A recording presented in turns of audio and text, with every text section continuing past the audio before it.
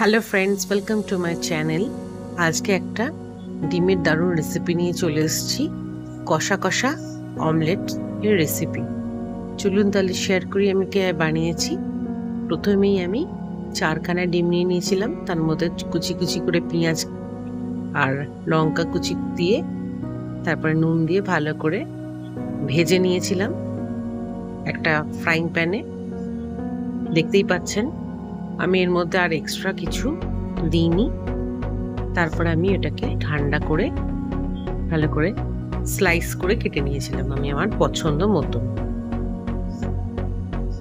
তারপর ফ্রাইং প্যানে একটু তেল দিয়ে দিয়েছিলাম, তারপর পেঁয়াজ এর স্লাইস দিয়ে দিয়েছিলাম। তারপর ভালো করে পেঁয়াজটাকে আমি বেশ ভাজা ভাজা করে ভেজে নিয়েছিলাম। নুন দিয়ে দিয়েছিলাম যাতে পেঁয়াজগুলো একটু তাড়াতাড়ি নরম হয়ে যায়।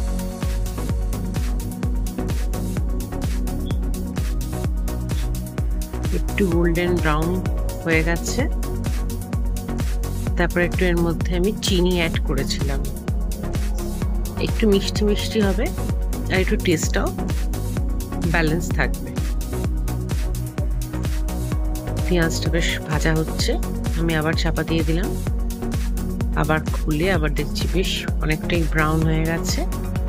আমি এর মধ্যে জিঞ্জার গার্লিক পেস্ট দিয়ে দিয়েছিলাম, তারপর একটা টমেটো দিয়ে দিয়েছিলাম।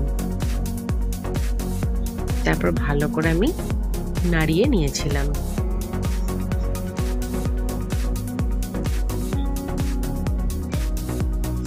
তারপর আমি এবার চাপা দিয়ে দিয়েছিলাম। আবার চাপা খুলে দেখলাম টমেটোটা নরম হয়ে গেছে।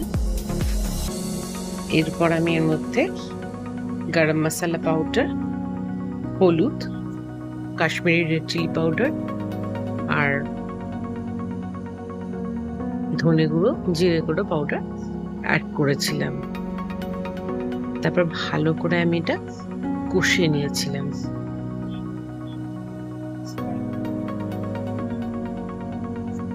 একটু জল অ্যাড করেছিলাম যাতে ধরে না যায় নিচটা। আস্তে আস্তে করে আমি কষিয়ে নিয়েছিলাম।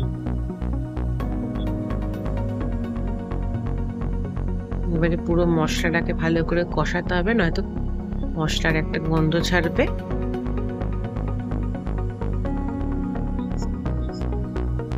একটু একটু করে জল দিয়ে আমি মশলাটাকে ভালো করে কষিয়ে নিয়েছিলাম।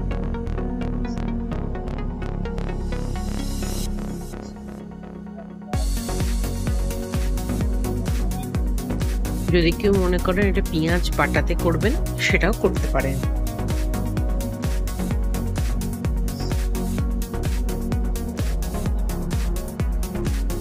ভালো মতন আমার কষানো হয়ে গেছে। আমি তারপর লাস্টে যে জলটা রেখেছিলাম সেটা আমি অ্যাড করে দিলাম।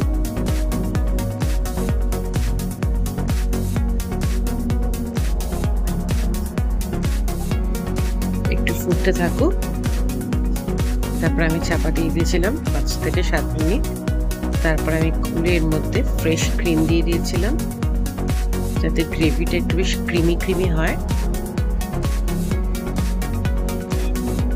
বাড়িতে গেস্ট আসলে বা কোনোদিন মুখরোচক খেতে ইচ্ছা করলে ডিমের একঘেয়ে তরকারি না বানিয়ে এরকম বানিয়ে ফেলতে পারবেন।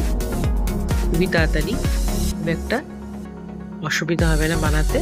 ভীষণ একটা চটজলদি একটা দারুণ রেসিপি ডিমের বানিয়ে ফেলতে পারবেন। তারপর আমি একটু জল অ্যাড করেছিলাম।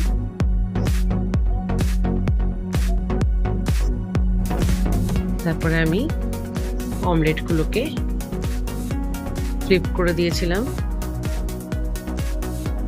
আমি অমলেটগুলোকে একটু নাড়িয়ে চাড়িয়ে নিয়েছিলাম, আর সাবধানে একটুখানি করতে হবে যাতে অমলেটগুলো ভেঙে না যায়।